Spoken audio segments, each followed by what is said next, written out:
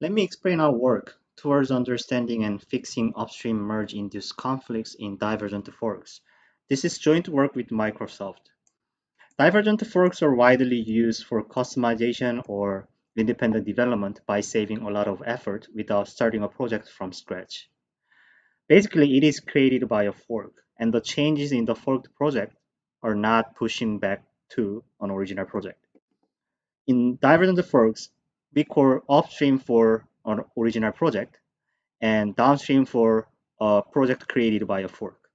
One of the most popular examples for divergent forks is Chromium-based web browsers, since there are many web browsers forked from Chromium.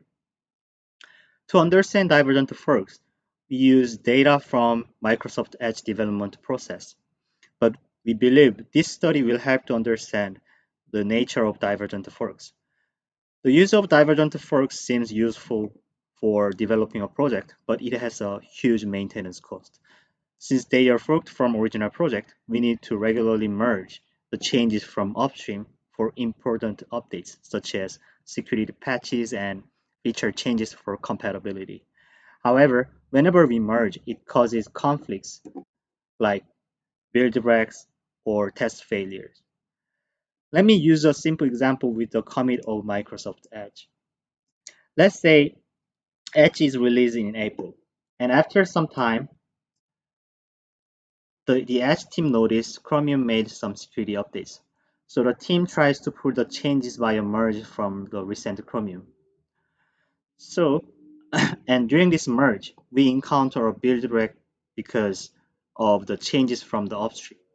It says function call of selected index is an undefined symbol in this file. Then an engineer tries to figure out the problem by looking at Chromium's commit history. As a source code cannot be built, it usually takes from several minutes to hours depending on situations. Finally, the engineer finds the function definition of selected index has been changed to get selected index in a commit history. So the engineer updates the Edge code accordingly. And this kind of fixes happens several times more to actually build the code. We know it is necessary to merge since it may have important updates, but it consumes a lot of engineering work when upstream code frequently updates like Chromium.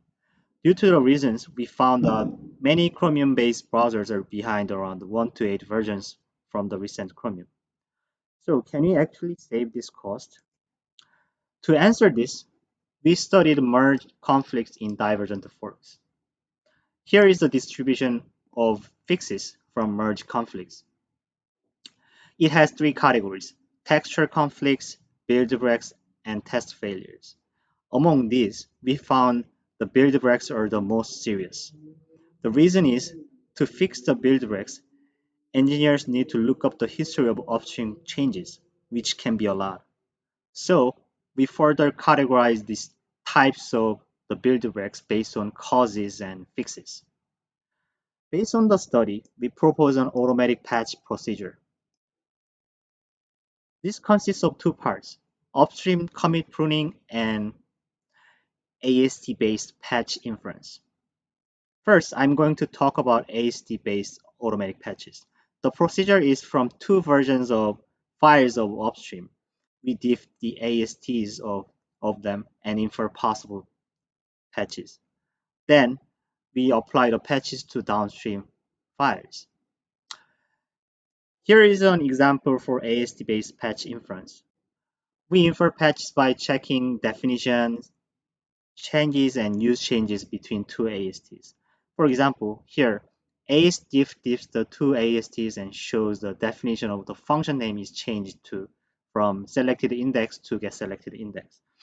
And this shows a use case change where the same name is updated on the function core node.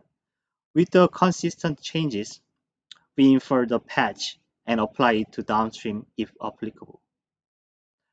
However, this AST-based approach has a scalability issue.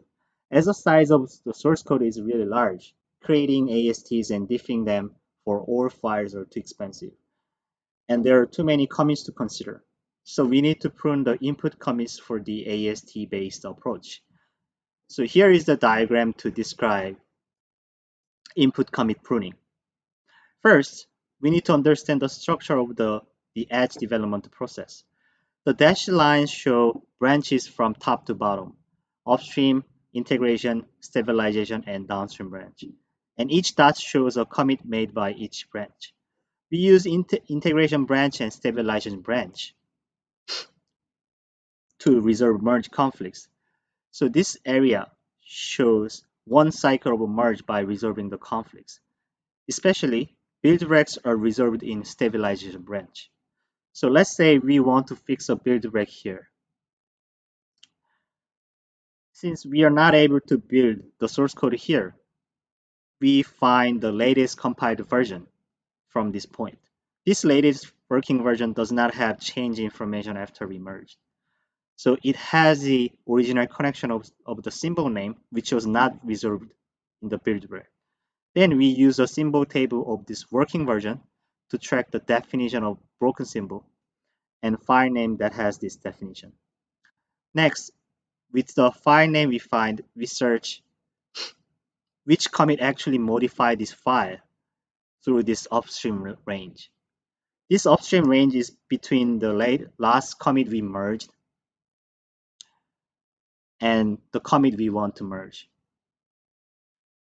In this range, we get specific commits that are responsible for this build wreck. Therefore, we effectively reduce the upstream files to consider for the AST-based patch. With this method, we were able to resolve around 40% of targeted build wrecks automatically and efficiently. Thank you for watching this, and please find more details in our paper.